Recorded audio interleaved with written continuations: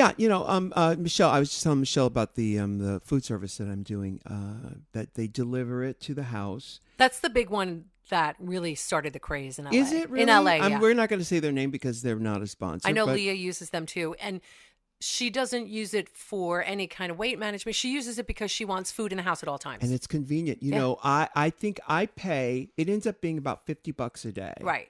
And then the other one I was using before, it's about $60 a day. Right. And the other one I used before, all the foods taste alike, like this cafeteria taste. I'm going to say that I used to use one called Zone Diet Delivery. Remember when the Zone was popular? I remember, yes. Yeah. And that was I think the first food delivery service. And it was in New York City. Yeah. And that was the problem for me. It was like it all started to taste the same. And it was like the same snacks. And I don't eat beef. So it was like that limited it even more. Yeah. So the one you're using that Leah uses, I find the choices. There's a truck backing up. It's coming to get you. me. Yeah, it's coming to get me. Yeah. She uses that. She uses it just to have food in the house. The thing is, if you look in the fridge, there's so much food. I can't eat it all. And Michelle was just commenting that I had lost weight. Yeah. It's because I'm eating all the time. So my body's saying, "Oh, this bitch is not trying to starve us. So we could try to let go of some of this weight." Only their foods, though.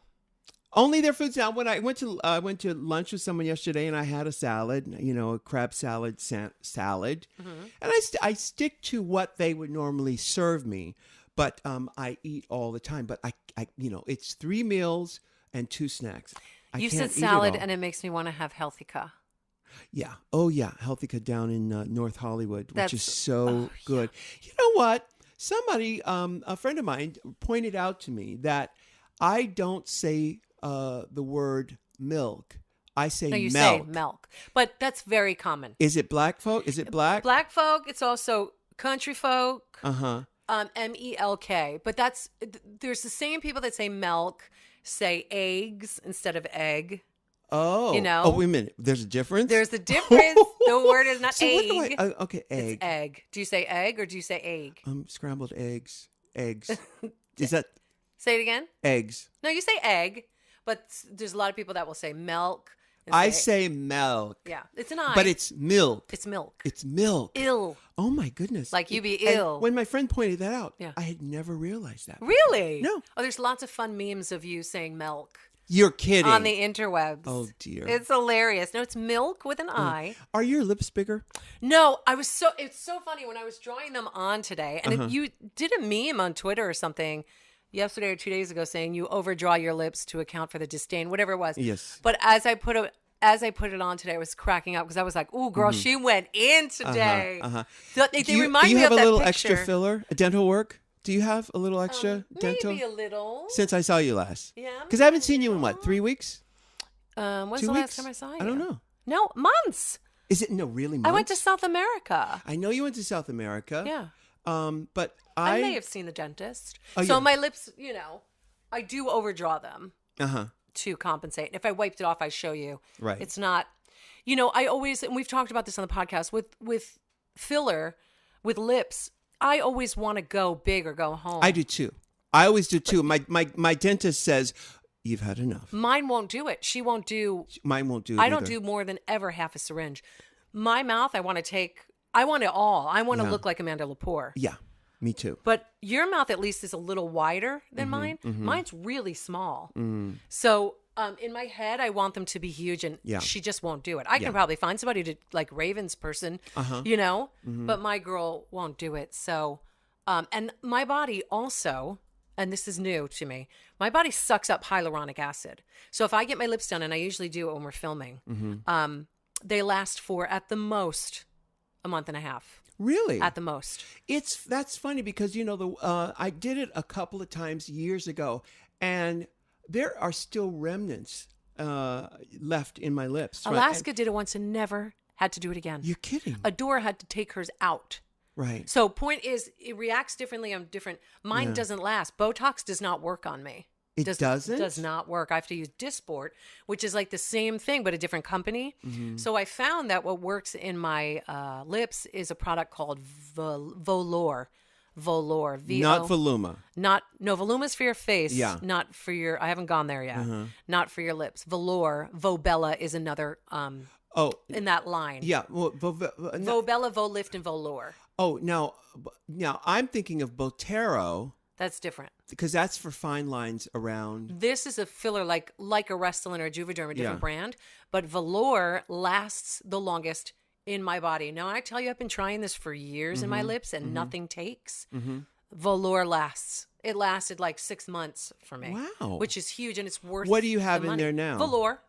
Velour, I just got it done. But again, she didn't even use the whole half a syringe because there was still in from the last time. Did she donate the rest of it to charity? Oh, she's holding it. Oh, she's holding it for you. Just in case. She's putting it on hold in case the other set of lips. Season 11 rolls around. Yeah. So she can hold it. I wonder how long it lasts.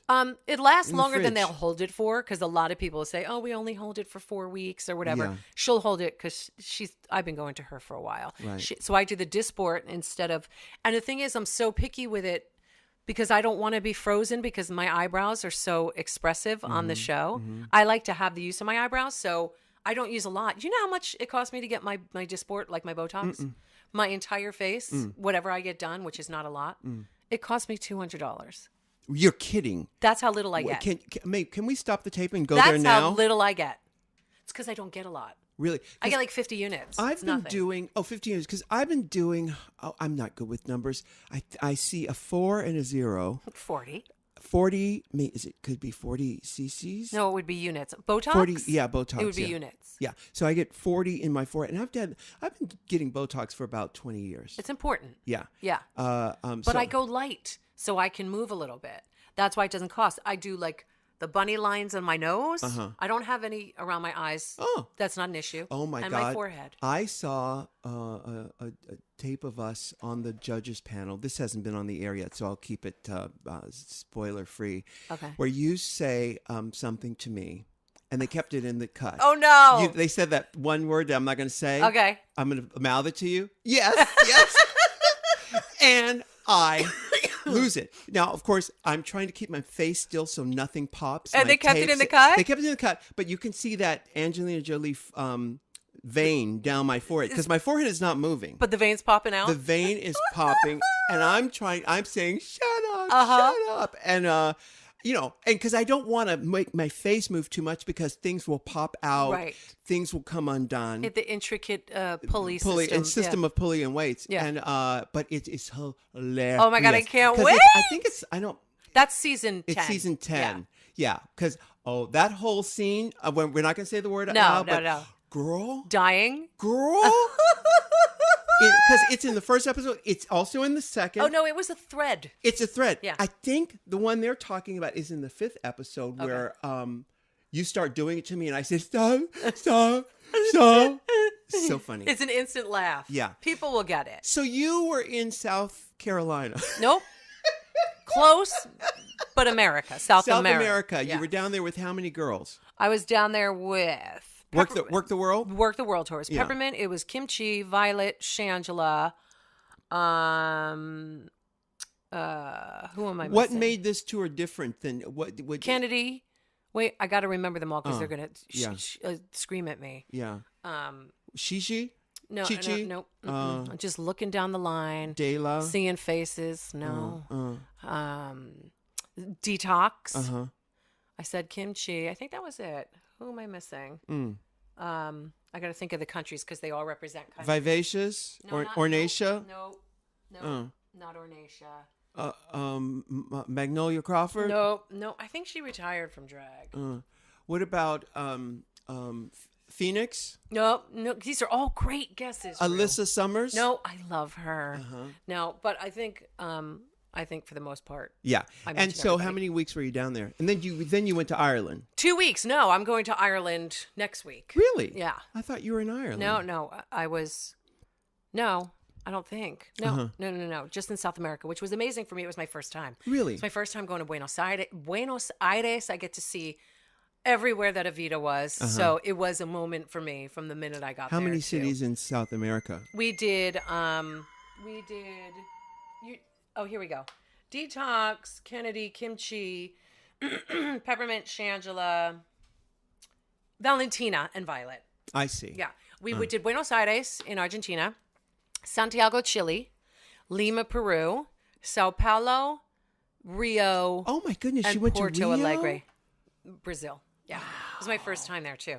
Did you guys have security guards? Because, when I went down there the first time, they had loads of security guards for us because they were afraid for us we might get kidnapped or Well, something. Rio's going through a bunch of turmoil right now. So, yeah, we had security in all the cities. And you didn't go out venturing off on your own. I mean, I didn't, but I'm very much, I do my show and go back to the hotel. The girls did. They did. Oh, honey, trust me, the drunken adventures the next morning carried on. Showed up drunk, continued to go. Now, when you were touring as a kid, did you do that stuff? Never did it. I only got trade. Yeah. And did that thing. Yeah. But I was never a partier. I never liked, I think this is my theory. I think I started so young with going to clubs and doing that whole nightlife. I was burnt out by the time I was 21, 22. And that was really time for me to hone in on my career and focus. I didn't have time for that shit. So I didn't do that. But the girls did it. Yeah. And it was very much fun for them. Yeah. Good. But we had a really good time. And what I loved was the passion of the audiences in South America, Rue. Oh my God. Is it compared? How does it compare to the Passion of the Christ? Well, on par, minus the whipping, on par. Okay. All right. It was amazing. The love. I mean, we did 2 shows in Buenos Aires. We did 2 shows in Sao Paulo. The last one. Yeah, that was the last one. Was it pandemonium? It was pandemonium. I have videos I'll send to you. I'll show you. But it was like we were Lady Gaga in that moment. We were Madonna in that moment. Like we had to have security to get to the bus. Right. It was beautiful and amazing. Is the bus still running? It always still running. Did you throw anybody under the bus? Many times. It's, I mean, hello, it's what I do. Right. Was Rosa Parks on that bus? She was, but I. Who was the Rosa Parks of the tour? I mean, you don't have to answer that. Do you see me thinking? I'm like, yeah. Me? I always went to the front of the bus. Okay. Just because I like to be first one on, first one off. Yeah. Which really doesn't work because when you're the first one on, your suitcase goes to the back. Right. So you end up waiting the whole time and your suitcase is the last one taken off. Yeah. But it was a great group of girls. They all like to work. They like their partying, but they like to work. Seeing us get around with the language barrier was hilarious and fun. Right, because they speak Portuguese. In Brazil, Brazil, but in the other ones were Spanish. I can get by with that. But in Brazil, they really didn't even care that they didn't speak English. So then I'd say Inglés, they'd be like, no, and then we were fucked. Yeah. So we'd look at each other like, okay, well, we're at an impasse here. Yeah. Because I don't know what to say. Well, so that's when you pull out the dirty charades. That and, you go, and the Google Translate. And they say, sim. So it was really fun to be able to experience it. I haven't been down there in years. Oh, I haven't been down there. The last time I was in Brazil was 2006. I didn't realize how much you had done with your music, touring-wise. Yeah. Yeah. You did a lot more than Seduction ever did. Well, the thing is, that's how I made the mortgage. And in all those years before Drag Race and, that's what I did for money. And all over the world, you name it. I've been there doing it. Yeah. Well, you did it because every time I mention a place, you're like, oh, I've been there. Been there. Yeah. That's amazing. It was the first time for me. And I'm glad I was of the age to appreciate it. Yes. Because it was phenomenal. And the kids were amazing and brought me gifts and food and things that I had never experienced before. And I brought all these chocolates home to my girls. And they let you bring chocolate back yeah, into they the just country? can't. They don't let you bring like plants and like meat and things like that. But it was really... No livestock? No livestock. I tried to smuggle a chicken. I got caught. No, it was really fun and amazing. And your show is touching many, many lives out there. And it's so important for these kids. And even these kids and even local drag queens that would show up or open up for us at these acts. They were amazing. We went to a place called The Workroom. I don't know if I texted you. It was a bar. And it was I saw that. It was amazing. It was in Brazil. It was a bar that had different drinks and food items named after the legendary girls of our show. Correct. But it was small, long and thin. I don't mind that. Me neither. I mean, it works for me. Yeah. And it was modeled after The Workroom. So it was all exposed brick. Yeah. The mirror was there and people were writing lipstick messages. Oh, my goodness. And it was so important to them and so lovely. That was in Porto Alegre. Yeah. And I did go out that night. There was one night I went out. We went out after, it was a night off. We went to the Brazilian steakhouse and they just were bringing meat upon meat upon meat to your table. Yeah. And then after that, it was early, and the local girls were putting on a show for us at the workroom. So I think it was like, I don't know, 8 o'clock, 9 o'clock. So we went and saw their show, and it was phenomenal. See, when you say local girls, I think of Angel 3, the movie, the final chapter. Do you remember the Angel movies? With Jessica Alba?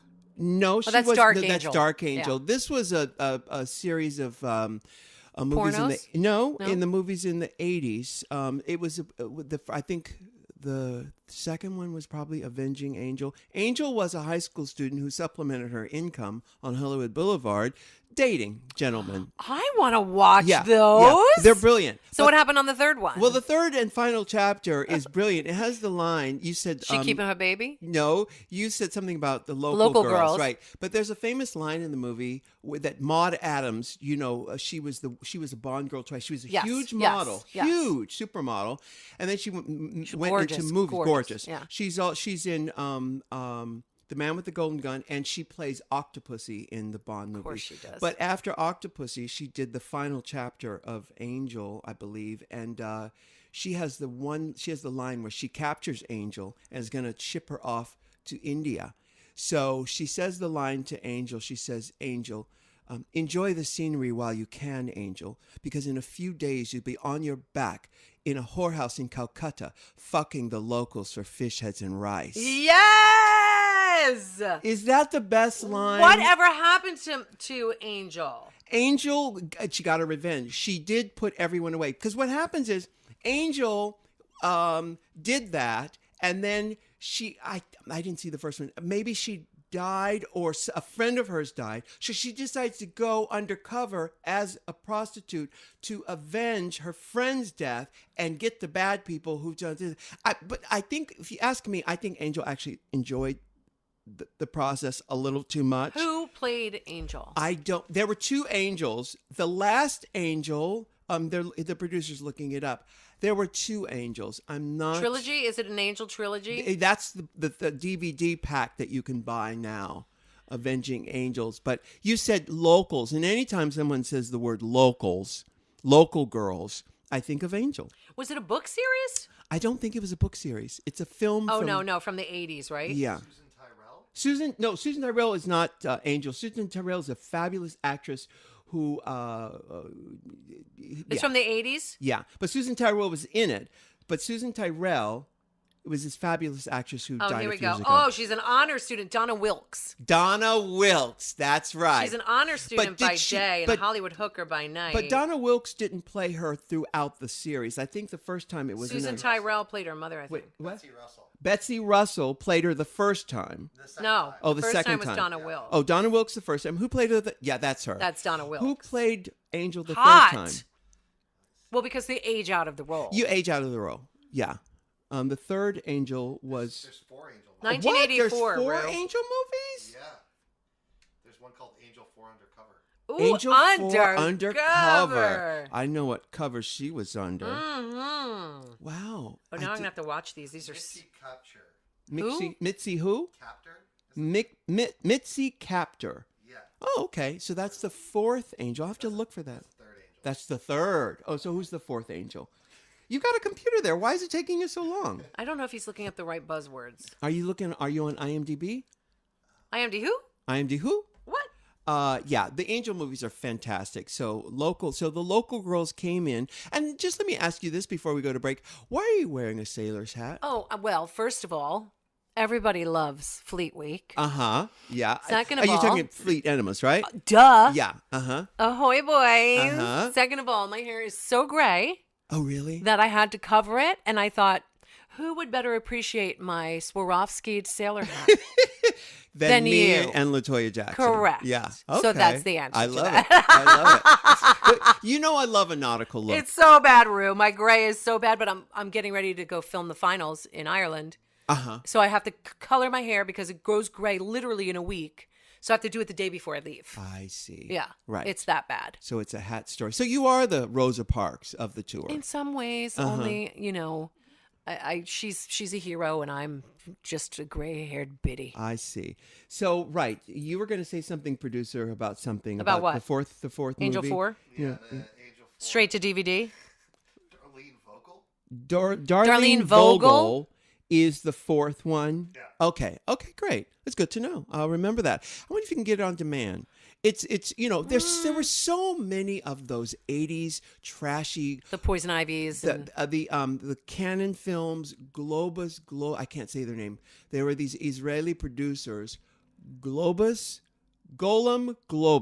Okay. And they owned Canon Films, and then there were the Golem, wasn't he in Lord of the Rings? He was also in Lord of the Rings, but they had they did all the the Death Wish movies. Oh, yeah. Which is have come back. yeah, and they did so many. I just great saw films. Annihilation with Natalie Portman. With Natalie Portman. Yeah, You went to a movie theater to see it? I did. We actually one word.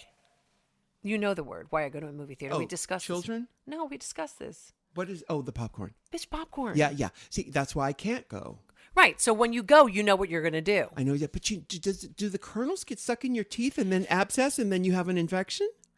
No. They do with me. I bring flosser sticks with me all the time. Oh, you know what I love, and they're not a sponsor, but I just got for New York and here in LA, the portable water picks that you could take in the shower with you. Portable? Yeah, you charge it up. Right. It's a water pick. Does it have a little container that you put water? Yes, you put water in it.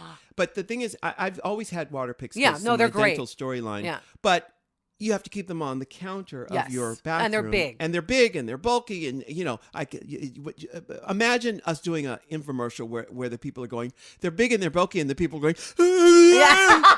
In the audience? Oh, no. Yeah. Oh, no. Ew. Or where somebody's doing an example and they're like,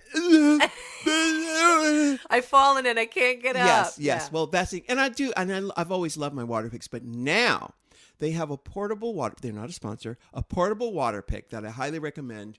That you charge up, and the charge lasts for a long time. I put my Listerine in.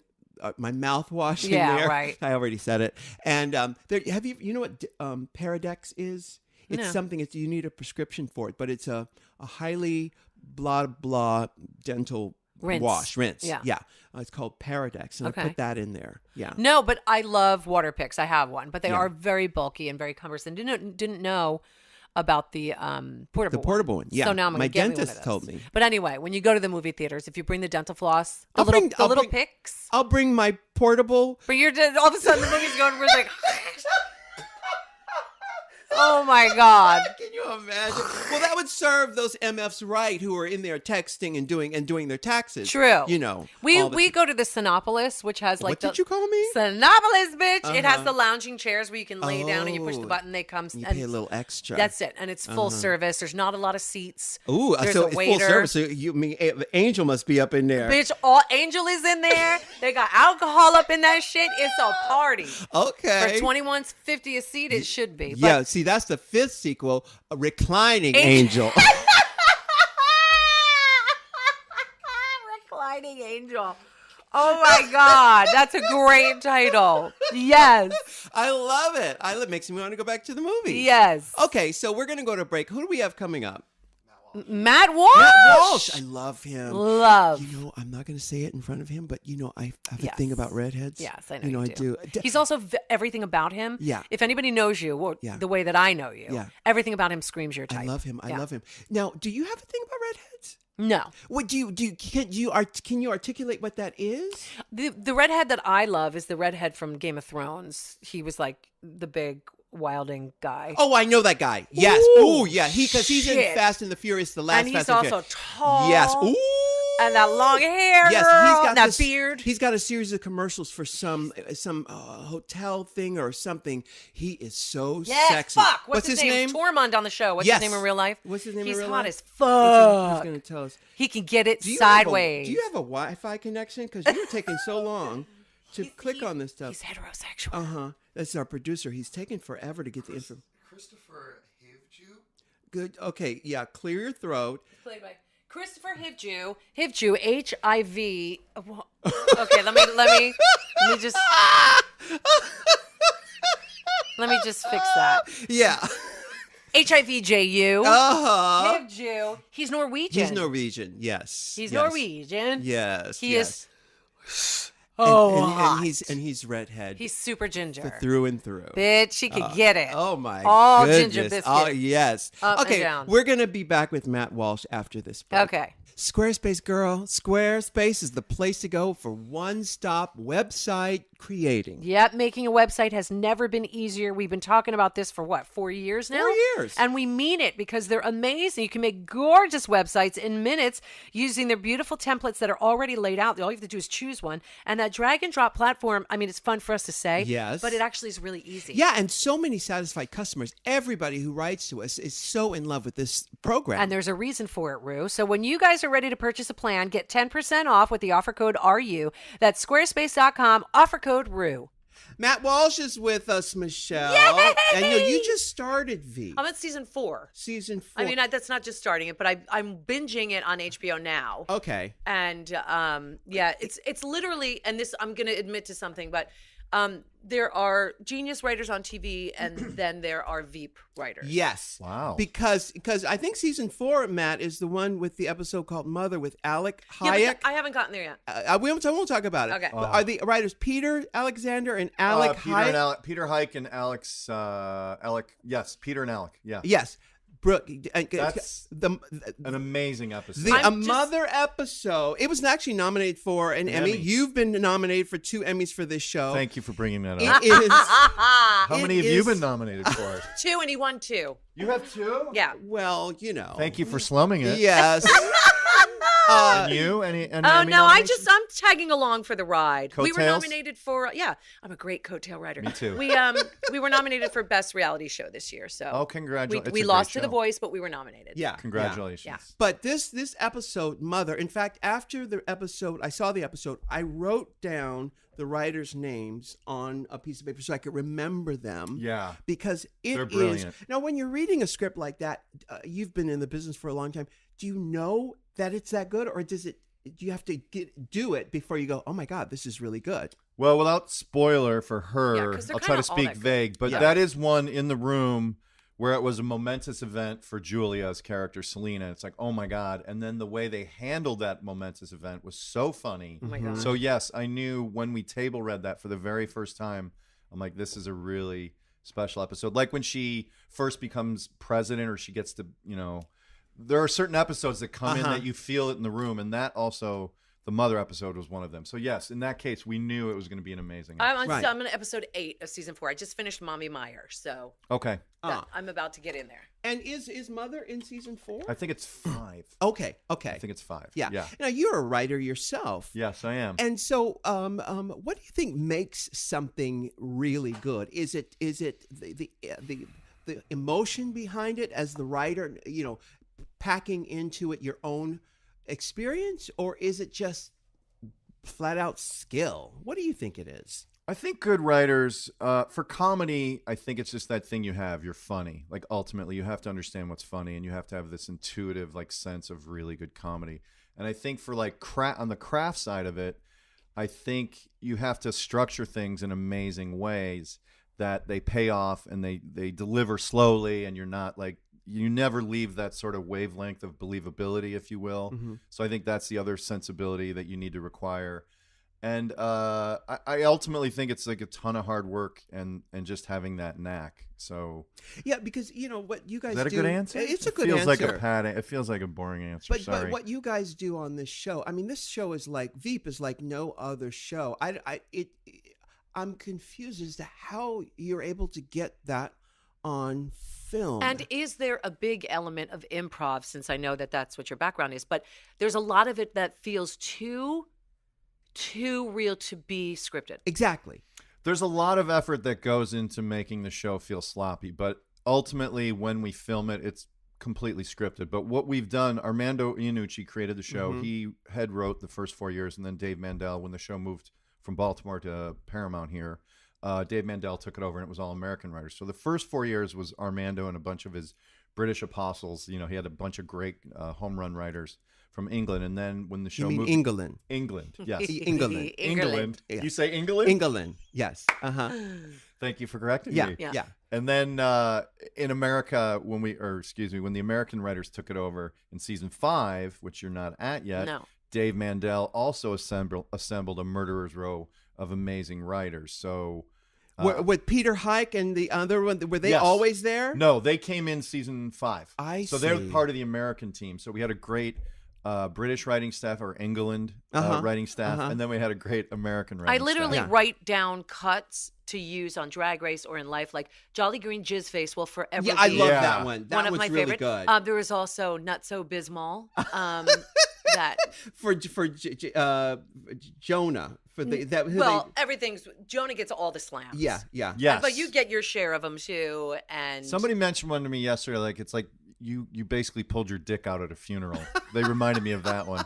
And the other one I remember, which was so offensive but so the funny. dick at the funeral, I think, is just the episode I just watched. Yeah, because you were talking and Hugh Laurie was saying, the contradictory to what you were going to say to the press. Yeah. And that's what they said. It was it's brilliance all around. But the point is, I literally write down the cut downs. Yeah. No, I'm trying to think of some of the great ones that I still remember. One was like, there was like this whole thing about Selena had done something wrong about the AIDS movement, or she disregarded them or something. So she walked into a meeting and she was being attacked by reporters she knew nothing about the AIDS crisis or about this AIDS charity. And then she walks out and she grabs me because I'm the press secretary. And she's like, how did this whole AIDS thing start? And I'm like, I think some guy fucked a monkey. Yes. When I read that on the page, the ability to say that with a straight face. So happy. I was so happy to have that line. Yeah. And there was another one. Mike got to call Siri and say, Siri, why does God allow suffering? Oh my God. There are certain lines I get to say that Is it Ken? Is that the character's name? Ken? Kent. No, he's brilliant. The bigger guy, the older guy, the balding is Ben. Right. Ben. Ben. Kevin Dunn. Fucking yeah. hilarious. He gets a lot of great lines as well. Really he's does. so fucking genius. And honestly. him firing someone is my favorite part. One of my favorite parts. Whenever he gets to fire someone, it's so good. It's just everything. It's a true ensemble with your leader, being the cherry on top. Yeah. And I think the improv came in when Armando created. I'm going back to your original question, which was like, he didn't exactly know what the show was going to be. So we went to England for 2 weeks to rehearse and then kind of get chemistry. And they wanted to hear like the subtle differences in English isms versus Americanisms. And so we improvised a lot in front of the writers. And then they took stuff from those improv sessions and put them in the script. And then every new draft reflected that. And that process continues now through the show. So every time there's a script that's read, anything that's not working, we put it on its feet. We put the scripts down. We improvise around it. We give ideas. It's very collaborative. They want the characters to give ideas. That for like show. You stop and start? You stop and start with these ideas? Okay. Yeah. And then we like the director and the head writer will be in the room and a couple other writers who wrote the script, and they'll just listen and write things down they liked or things we discover, and then they'll use a lot of that in the next draft. And so that's how we use improv. We sort of use it for the things that aren't working, or we play with scenes that we haven't quite figured out. And that continues. And then on the day, if we're on time, we'll get like a fun take and you're like, okay, we got it. Here's time. Go do a fun one. Say whatever you want. How do you keep from, when you're doing improv, how do you keep from cracking up?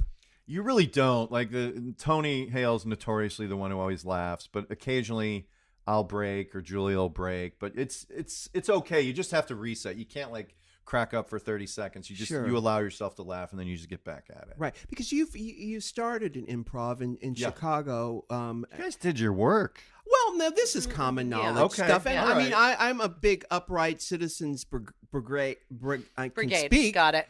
Uptight fan. Indian parade. Exactly. I love that show. Now, obviously, that happened before Amy Poehler blew up. Did knowing her actually help your career? Has she ever given you a job?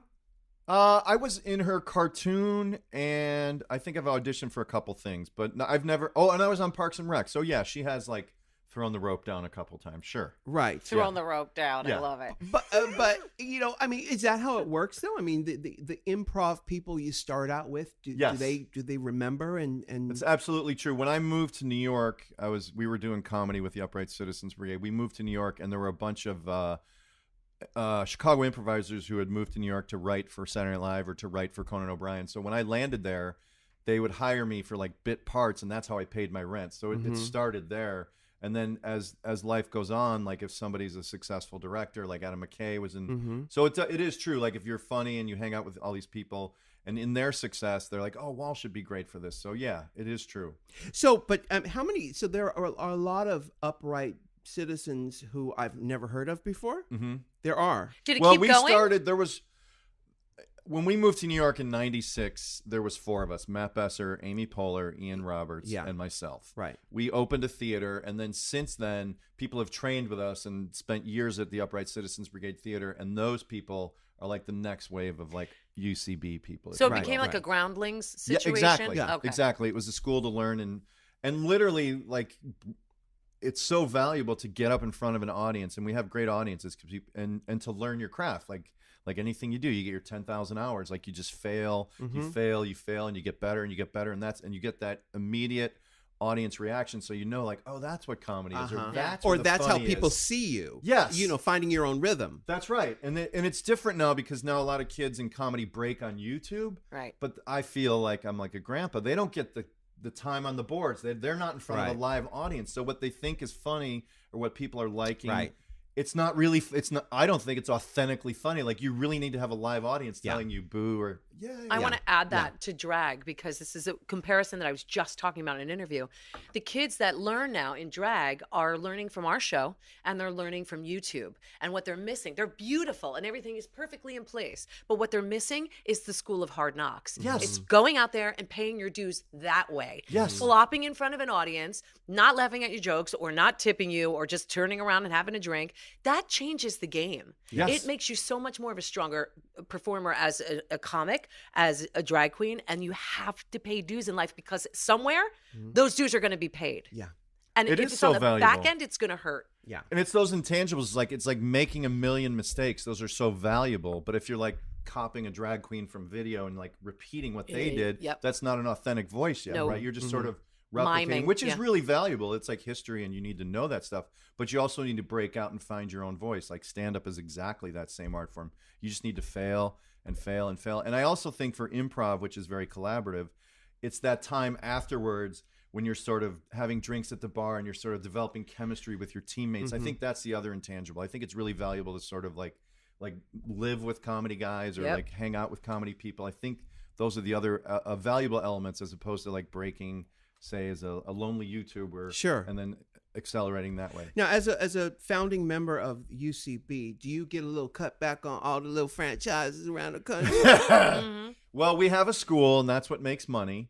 And then the theater. Oh, so you're part of, you're a I'm an founding owner. member. Yes, So- we have and 2 you- theaters in LA, 2 in New York. Anytime you want to do monologues, we have a great show called Ask Cat. I would love to have you. Well, I've got a vagina, and I want to do a monologue. Perfect. Yeah.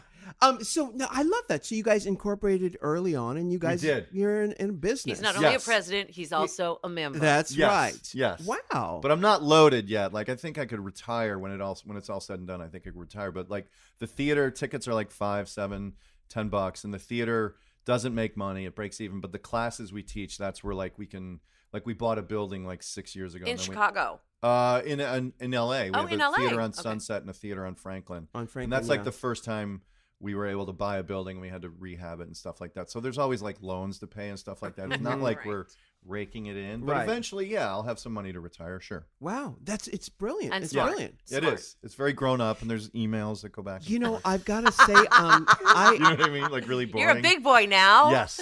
I have a really unusual crush on Ian Roberts in a way that that I don't feel comfortable talking about. But predictable. You find is he a type for you or he just strikes you? No, it's not a type. His something about the way his energy. He pops up in all these weird Yes. places, all over the place, and strangely, I'm going to say this, but don't hold me. As he's put on weight, I like it a little bit more. Oh, Yeah. I will tell him that. Yeah, and I don't. Actually, I scared off Jonas by saying that. I shouldn't say that out loud. Jonah, Simons. Tim Simons. Yeah. Thank you. I'm being very just a matter of fact about it. Did you have him on the show and tell him that? Yeah, and I Okay. did, and he. I don't think you scared him off. Really? You think you did? I think so. No, I think he's quirky. Yeah. That's just who he is. He is loving and generous and funny as fuck. Well, he totally got it. No, it just makes people feel uncomfortable. I think if somebody says, actually, my trainer this morning said to me, I just want to squeeze you, and I said, I think it's going to rain next week. Oh, it made you uncomfortable. Yeah, it does. Really? I am that bitch. I'm that same. I am. So funny because I'm the one who usually goes, "Come on." Yeah, right. Squeeze Thought me. you'd never ask. Yeah. But no, and your career has just gone crazy in recent years. Actually, even before Veep, we recognized you in movies and things. And you've been directing movies too. I directed a couple improv movies. That's true. Yeah. What's an improv movie? How different is sounds that like from a It's like nightmare. Christopher Guest films, Yes, like yes. Best in Show. Yes. And That's for your consideration. Yes. Waiting for yes. Guff. Waiting for Man. Guffman. Those are amazing. Or Spinal Tap was like the first one to Well, knock that's it out like of the the- park. Yes, Yeah. that's the gold standard. Yeah. But that's the goal, is like to hammer out a really solid outline of like 45 or 65 scenes, and what has to happen, transpire, and sort of a comic game to each scene. And then so you hammer that out, you spend time on that, and then you just get funny people to say it in their own words. Mm-hmm. And so I've done that a couple of times. But I would think you would have a lot of spare footage on the floor when Yes. you do that kind of. it's like thing. editing a documentary, quite frankly. Yeah. Because you have extended footage and you have a lot of coverage, and people go on tangents that you might use and then you might not. But I think the trick is try to get people to improvise on story, if you will. Try to improvise things that you're going to use. So if people are just being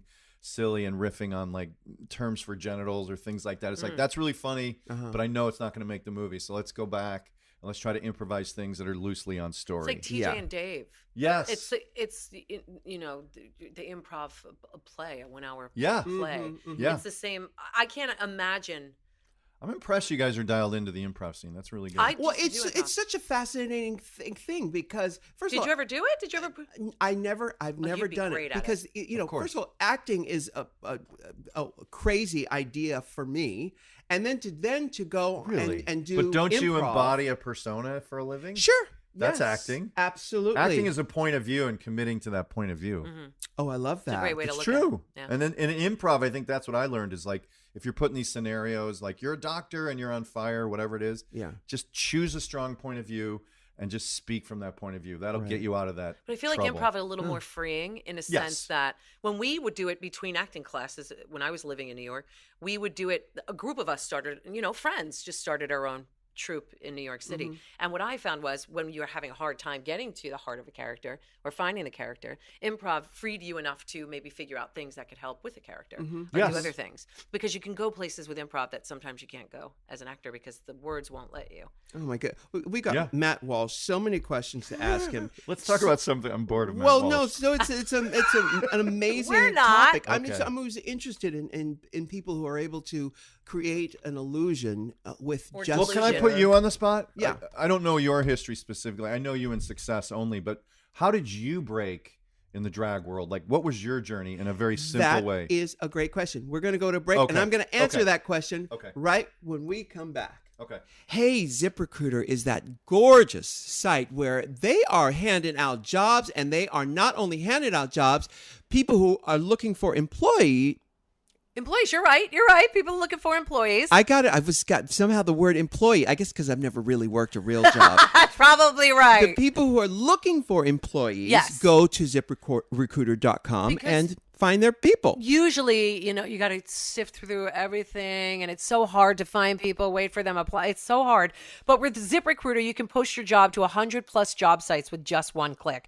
Then, with their technology, super powerful, it efficiently matches the right people to your job. So, Ruco, you're looking for 10 people to work in HR. Yes. You post on ZipRecruiter specifically people that are qualified in HR. Yes. They will send you candidates right away I love that. and say, we found all these people, we did all the legwork, here they are. That is fantastic. It's brilliant. In fact, over 80% of the jobs posted on ZipRecruiter get a qualified candidate in just 24 hours. So no juggling those emails, no calls to your office. Simply screen, rate, manage candidates all in one place with ZipRecruiter's easy-to-use dashboard. So find out why ZipRecruiter has been used by businesses of all sizes to find the most qualified job candidates with immediate results. And right now, What's the Tea listeners can post jobs on ZipRecruiter for free. Free. I said free, bitch. Just go to ZipRecruiter.com/Rue. That's ziprecruiter.com/RU. We are back with Matt Walsh. Matt Walsh, of course, you know from the TV show Veep. It's been nominated twice for Emmys. Never won like yourself. I've never won one like you. Well, but no, you will win. You'll be snatching Thank several you for trophies. hanging Yes. with me. You'll be Thank you Slumming for slumming it. Yeah. You'll be snatching several trophies in your long career. You'll be around. In fact, when people, I remember the first time I saw you, I thought, oh, I know, that's the guy from Upright Citizens Brigade. That is not the easiest name, not the going to lie. easiest Yeah. name, but I bought all of those on DVD back in the day. Well, no, Or actually, VHS. Yeah, there you go. No, actually, I bought them on iTunes, so I have them on my phone right now. I just one season, but again, I think I got them mainly because I have a huge, unusual crush on Ian Roberts. That's so funny. Do you know there's a very famous rugby player in Australia named Ian Roberts who was like the first gay athlete in Australia? Oh, that sounds familiar. That's awesome. Oh, good on you, mate. Yeah. Now, before the break, you asked me about how does someone come up in the business as the queen of queens, the preeminent drag queen, and there are no rules. You know, my thing was I knew I was going to be famous. I knew I had something. I knew that people liked me.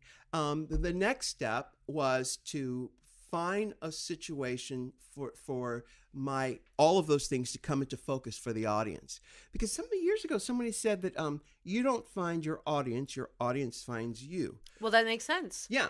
Well, I put myself in a situation where people would go, oh, there you are. And I'd been in rock bands and theater and all kinds of stuff. But when I got into drag, people were like, oh, there you are. Oh, I see you now. And my talent was being smart enough to hear what the universe's stage direction was telling me. Because a lot of people I started out with, you know, the universe had stage direction that they were not hearing. They said, no, I'm this. And the universe is saying, but we like you over here. And they're, no, I am this. And they never worked. They never did anything. So when you hit into the drag world, you basically felt that exaggerated reaction that you weren't getting from theater or rock and roll. It was like a ×5 or whatever. You were feeling it. And that made you go, aha. It was also uncharted territory because nobody has or will ever do what Ru has done and is continuing to do. It's a once-in-a-lifetime situation. Yeah. It's a Diana Ross. It's a Madonna. It's a Michael Jackson. Yeah. And it's a RuPaul. No, well, you know, that's very kind. It's hard to sort of drink that in when I live in my body. Of course. I think like, well, you know, because even all the girls on our show, I could think, you know what? If you did this, that, and this, that would be a clear shot for you to get to, you know, your place. Yeah. Now, for Matt, for you, what do you think your big break was? What was the moment where it was that clear shot where it's like, bing, everybody said, oh, Matt Walsh, I get it. I think a couple moments come to mind. Like when you said when the universe is telling you this is what you should be doing. I did a variety show in high school. I was always funny, and I always felt like In Chicago. Yeah, when I was in Chicago, and it wasn't like I was going to be famous, but I knew I wanted to do something that wasn't traditional. Like I came from a very traditional family, and I always had this inert sense. And long story short, we did this variety show, and that's like the first time I heard the universe because it was so funny. And people were like, oh my gosh, you're so funny. And I'm like, oh, this is something. Mm-hmm. But then I kind of chickened out in college. I just kind of like did one acting class and I chased psychology. And then I discovered improv classes my senior year of college, and I would drive into Chicago. And once I started doing improv, I had success, or I had people in the classroom going, oh my gosh, you're really good at this. Mm-hmm. Then I started chasing that. And then as far as like professionally, they're like having a show on Comedy Central that we got to write and perform, and that was amazing. And I think like when I was on the Daily Show for a year and a half, and I think like being introduced, like, ladies and gentlemen, Matt Walsh, as opposed to ladies and gentlemen, the Upright Citizens Brigade, I think that was a moment where I'm like, oh my gosh, I'm my own thing now, like breaking off from the group. So I have memories of like that. And then I think like, I don't know, there's a show Dog Bites Man. There's some seminal fans that appreciated People that. love that show. I don't think I ever like exploded ever. I've always just had these incremental, like bigger audience or sort of bigger reception or bigger notoriety. Well, again, we talked about Kevin Dunn earlier, who will work forever, has worked forever, and you've got the same career. Yeah. You will always work. Now, you were seriously considering becoming a psychologist? Yeah, I got a degree in psychology, and then I spent 3 years in Chicago on a psych ward as like a mental health worker. Which not as a patient. No, no. But I did some post-grad work, and I was really thinking like that's what I wanted to do. But I was also doing comedy at the same time. And ultimately, that was so depressing, working with like disturbed adolescents. Yeah. And those people who handle those lives are saints, like nurses, social workers, psychologists. Those people Unsung are doing heroes. God's work. Yeah, I totally give it up to them, but I knew I couldn't do it. Where'd you go to college? I went to Northern Illinois University, the Oh. Harvard of the Midwest. Yeah. Not really. Wait, now you live here in L.A.? I live in Toluca Lake. Yes, beautiful Toluca But Lake. there aren't many homeless people down in Toluca Lake, are there? There are not a ton. No, there are not. Because on this side of the hill, it's nobody talks about. It's like this wild thing. And you talked about mental health. That's why I'm thinking about it, because a lot of the people on the street They're not getting the help are mentally ill. but they're not getting the help they need. Yeah. What can we do? What do you do about that? You said you spent some time taking care of these people. I think in the big picture, I think they need to train. Like in LA, they've stopped treating homeless people like criminals, like rousting them and throwing them in paddy wagons and shipping them somewhere. But the problem is they just sort of are allowed to camp more, which has upset the residents. So it is a problem in LA that the residents have to, they're upset and the politicians have to figure out. I don't have a solution, but I think training police or having staff that's like trained in mental health as opposed to cops dealing with their issues is a big step. Yeah. Or taking people.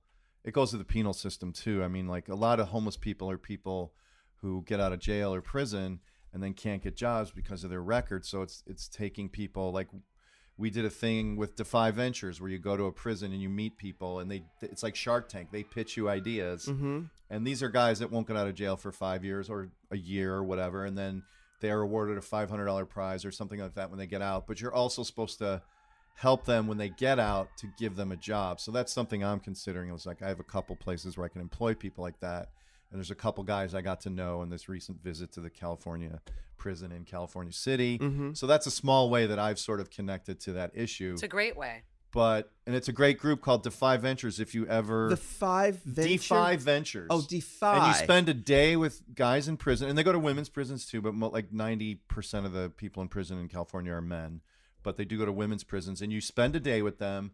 And you do all these exercises, like literally, like the inmates. So they have rules, like the inmates can't hug you. I can hug the visitor that I'm with. Like 50 people came on a bus, so the visitors can hug each other. But it's all this positive affirmation, like and then they have a line.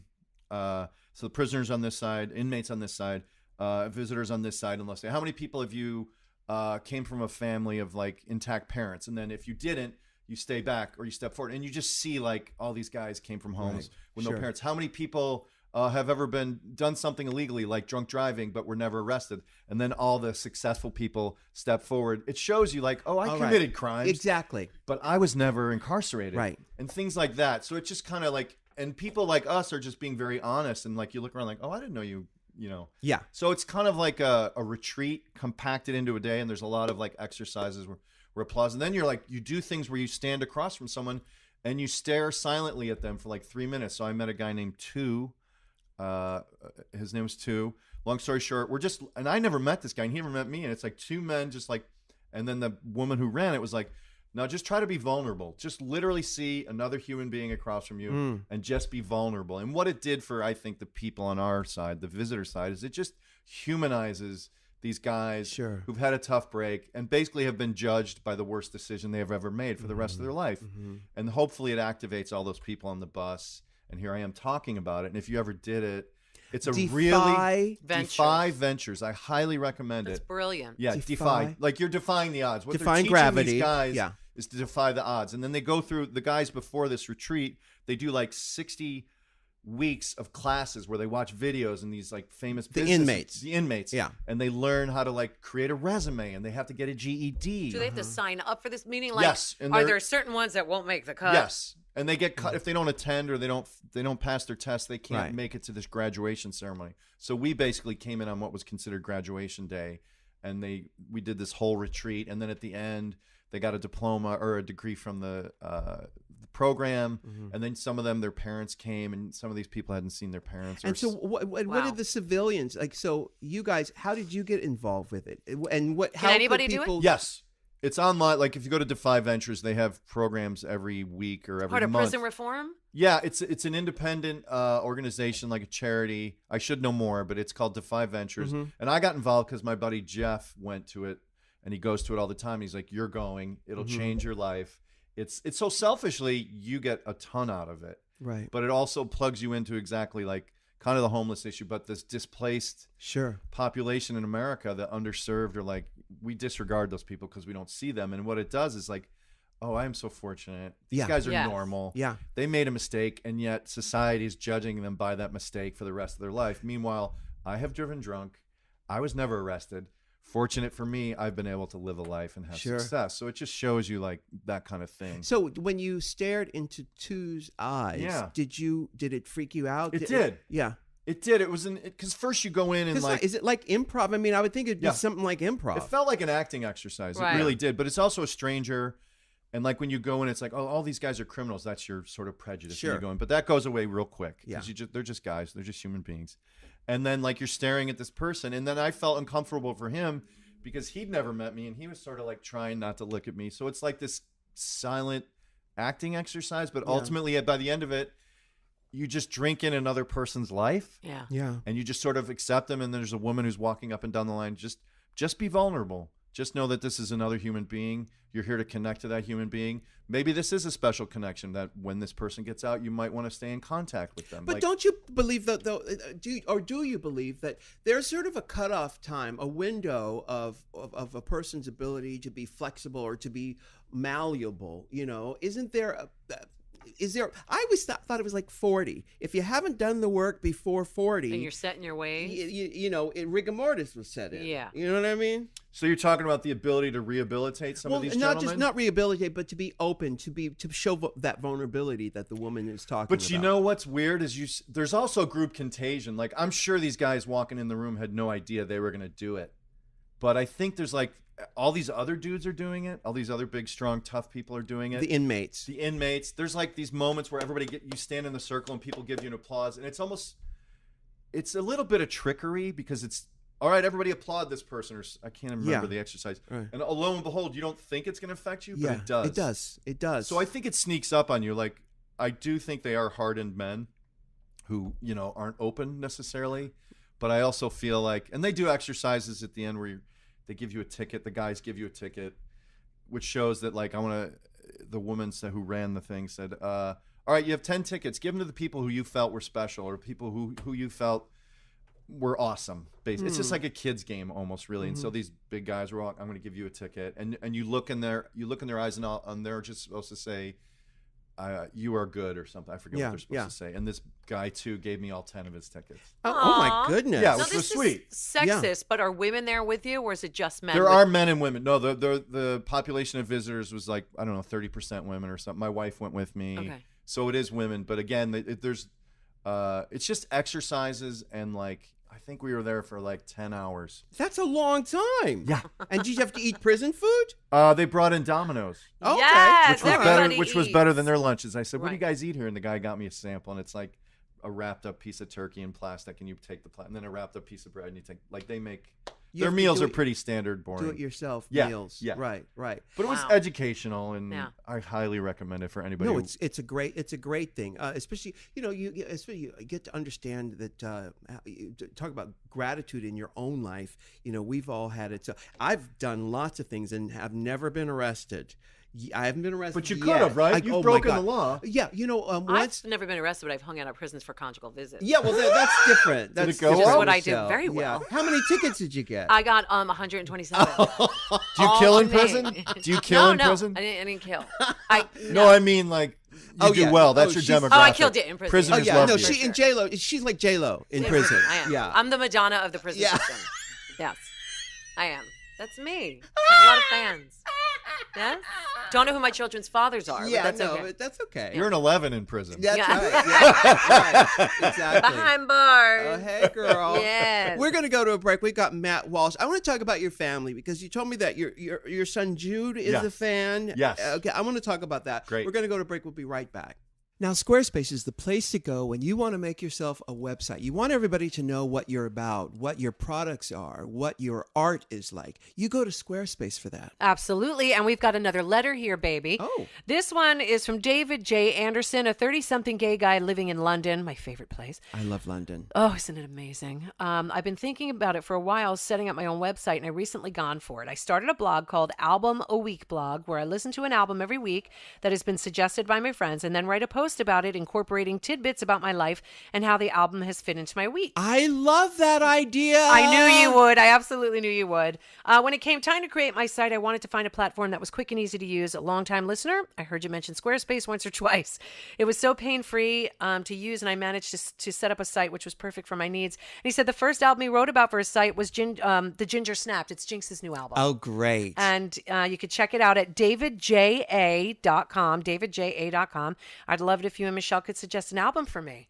Ooh. I know what you're going to do. Barbra Streisand, Guilty. Oh, I love it. That's a Is that a great great album. one? Oh my goodness, that's a perfect album. Okay. Yes. I love it. See, these creative people who listen to our podcast and who want an outlet for their work or for their point of view. Squarespace is perfect for them. It is. So, David, Barbra Streisand, Guilty, and I'm going to recommend Beauty and the Beat by the Go-Go's. Oh, great choices. DavidJA.com. Keep the emails coming in at RuPaulPodcast@gmail.com.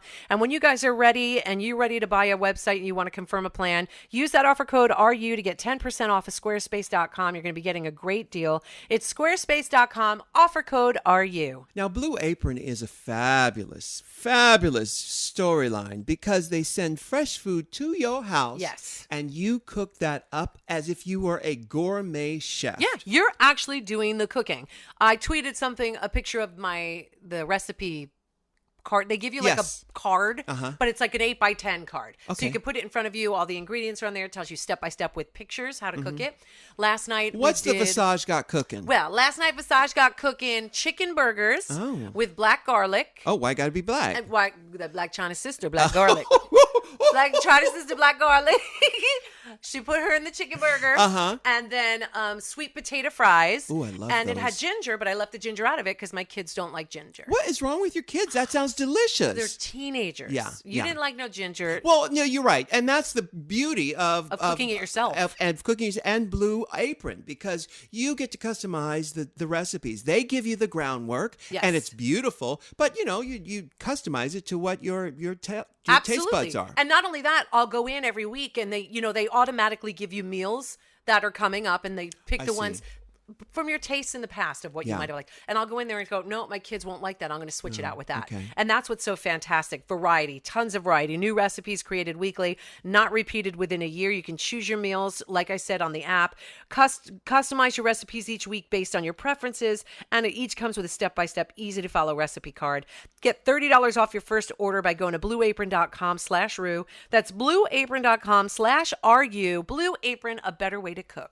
We've got Matt Walsh. You know him from Veep and Upright Citizens Brigade. Well, in the Upright Citizens Brigade, you're a founding member. Do you guys have board meetings to discuss properties? So you Properties. see We pay rent everywhere, and we have a loan with a bank, and we sort of own a building in how LA. often do you see the other three members, Amy Poehler and Ian Roberts and Messner? Matt Besser. Wait, my brain doesn't get that one. Yeah. Matt Besser. Matthew Besser. Matt Besser.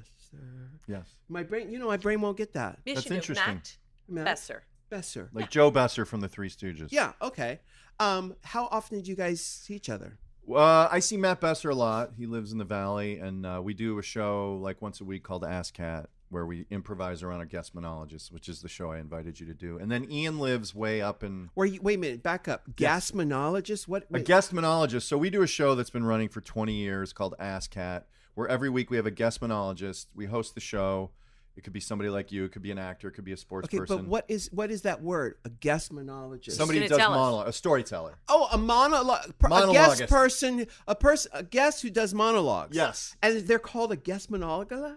Guest monologist. I'm like saying... Is that a real word? Is that a word? Somebody look I it bet up. it is. Yeah. I'm sure it is. Yeah. A gasmonologist. Yes. Oh. So we get a suggestion from the audience, and we'll bring out the guest, and the audience will say peppermint bark or whatever, And then that we person gotta on open this stage, up, the person on stage will go, the peppermint bark makes me think of Christmas. Oh, when I was in college, I didn't go home for Christmas. They do a story that's like 5 to 7 minutes. Oh my God, that's my and career.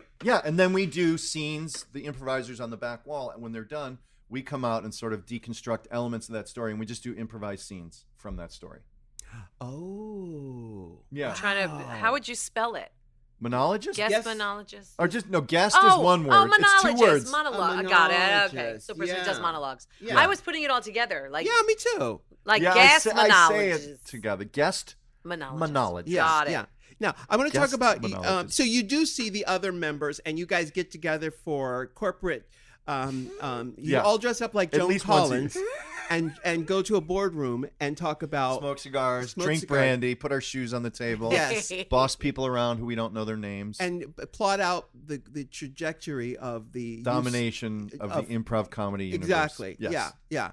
One of the things I'm going to talk about your family, but one of the things you mentioned when you came into the room is that we have this peppermint bark here. Now, Michelle introduced me to peppermint bark. But you haven't tried it yet. I haven't tried to try it right now. Now, there's a lot on the market. Everybody does it. But the original Mac Daddy is Williams Sonoma. And, of course, Haagen-Dazs does peppermint bark ice cream, but it only comes out at Christmas time. Okay. And Haagen-Dazs does their own version. the ice DeAndre, cream. come and get some of this peppermint bark. it's a peppermint bark. Now, I've never had it before, so this will be the first time I've ever had. Now, Matt, you've had peppermint bark before? Go. Tell me your thoughts. I like it. Walk me through it. So my question is, it's chocolate and white chocolate. Dark chocolate, white chocolate, Oh, dark chocolate. Ooh, that's good. which is healthier for you. That's And good. I've got little crumbles of peppermint. Little candy. pieces of broken peppermints yeah. on top. peppermint stick. That's yeah, great. or like a candy cane. Oh, it's nice. It is That's nice. great. Chocolate part has mint Oh. in it. You do? I don't think so. No? I think it's just the candy cane. It's dark chocolate, white chocolate, candy cane. You know what though? He's right, because if you just bite, The unless when they bake it, the oil comes out of the candy cane. Possibly. But if you just bite chocolate, you do get a peppermint hit. Oh, it's nice. It's Yeah. very nice. But I think it's because it's all made together. You're right. And do you stockpile it when you went during this season? I do stockpile it. My children don't love it as much Right. as my husband and I, which Yeah. is dangerous. Yeah. They're not really crazy into mint. Yeah. But yeah, I stockpile at Williams Sonoma because once it's gone, it's gone. Yeah. Same thing with the Haagen-Dazs. Like, Oh, you sound like QVC now. I Just know, like the once McRib. It's gone. Uh-huh. Just like the McRib. It's exactly it's like the back. McRib. And also the Shamrock Shake And only the comes Shamrock- The out in Shamrock March. Shake. Yeah. Yes. Yeah. April 1st, it's gone. Another pepperminty. Now Seasonal. on Veep, Kathy and Jimmy plays Yes. your wife. Yes. You guys love her, I'm sure. Love Kathy. You know what? I'm going to tell you a story about Kathy and Jimmy. Okay, I got to know her over 20 years ago. We worked on something, and I learned then that she's from San Diego. I'm from San Diego, and we got to talking about our lives in San Diego. And I don't know how we got onto this, but we talked about a club down there, an all ages club down there back then called Basin Street. It's called Basin Street. So it was And like a teen club? it was a teen club because back then in California you had to be 21 to drink. It was different in Atlanta. You had to be 18. Anyway, she talked about this. I said I went to Basin Street, and as she's talking, she said, "Yeah, me and my friend so and so used to go." Mo Gaffney. Well, they I were friends, but love- this is Earlier. because Who was just on this episode of Veep? yes. Mo Gaffney. Well, let me tell you this. As she's telling me the story about Basin Street, I remember seeing her there. No, you don't. I swear to God, if there's a God in heaven, I swear I saw. I hope and I'll there tell is. you why. I'll tell you Are you why. the same age? I think she's a year younger than me. Okay. But I think this is the thing. You're aging better than her. Oh, Matt. That's not a slam on Kathy. I'm Well, just building you up. Ruse Rue. Listen, and I'm like this. I was the first person at the club when it opened that night. Okay. First person at the club. Right.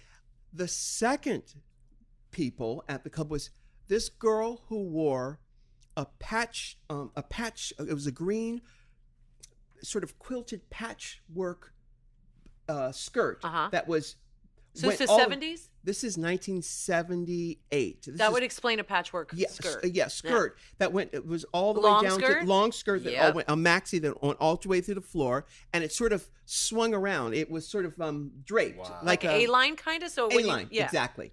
And I think in my mind's eye, she had a feather roach clip in her hair one of those. That was big in the remember that 80s too. Yeah. feather roach clip that came down here, and this girl, she was a big girl, and she was dancing. I remembered, and she was with a taller white guy, and they were dancing around, and I was the only other person in the club because it was the first. So there's 3 of you. Three Sounds of like us. a very so hopping club. I remembered, and I think they were dancing to Sylvester Dance Disco Heat, and.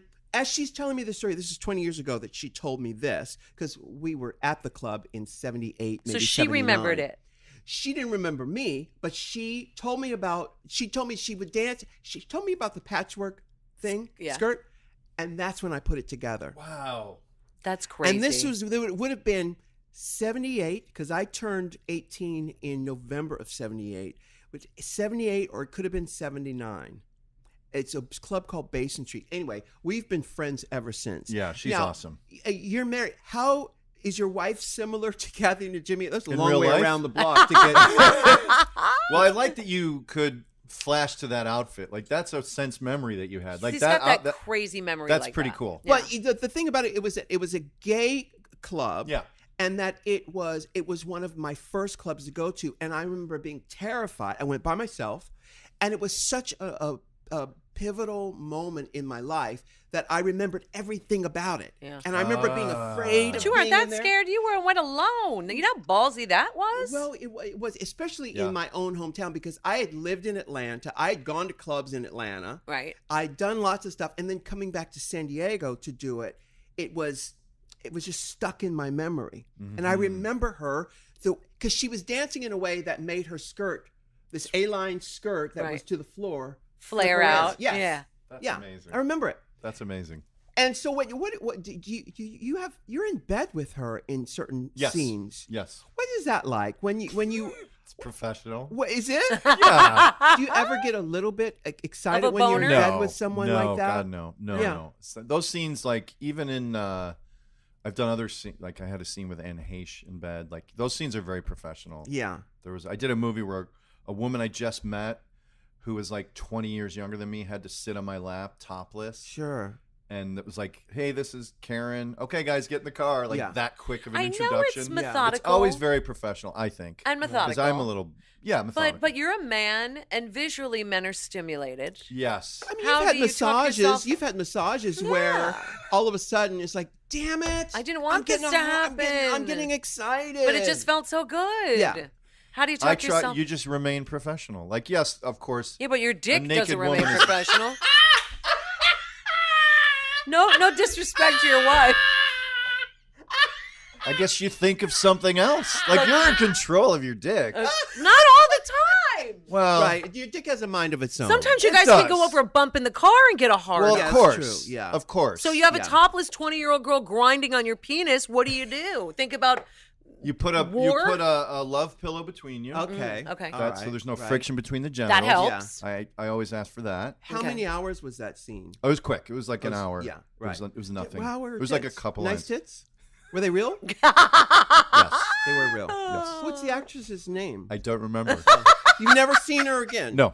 So she was just. Maybe she was. Would you She was recognize a local hire. her in a Okay. It lineup? was in Chicago. Okay. Oh. It was in okay. a Viola Davis movie. Oh. Yeah. That's coming out. What's the? Oh, it's coming out. Yeah, called Widows. You called her Oh Viola. yeah, I've heard of that. Yeah. Does she say Viola? I say We say Viola. I Viola. say everything wrong. I say monologist. I say things wrong. Yeah, yeah. Maybe that's my Chicago. Maybe they call her Voila. Maybe it's Walla Davis. Yeah. Voila! Viola. What's your wife like? How long you been married? I think we've been married 8 years. Ah. And Way to go with the think. We've been together for like 12. Well, we had a kid first, and then we got married. We Yeah. did it like Do you know who Hollywood the father style. is? I'm the father. Oh. I'm. Wow, There that's was an a scene that interesting- you just did in Veep, and it was so funny. It was Kathy and Jimmy's birthday, Uh-huh. and he was in the midst of this crazy shit. Oh, yeah, It was I the know that. storm and Uh-huh. everything. He goes in, she goes, "Oh yeah, by the way, sorry about your birthday. I'll figure it out." And he just leaves, and she's sitting there like, "Okay." Mhm. Yes. It's so a traditional marriage type of situation. Yes, it is. It yeah. read so and authentic. we have like to 3 me. adopted kids, but And how did you meet your wife?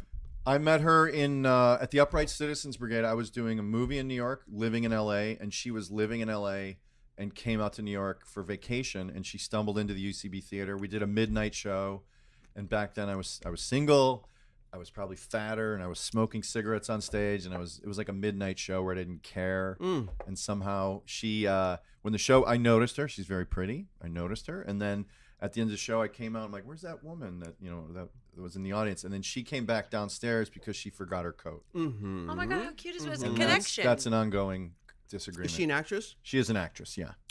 Would I know her if I saw her? She pops up in like I'm gonna blank. Bank now. commercials and She's done some commercials. You're handing me. Oh, she's in. Oh, stop. This isn't related, is it?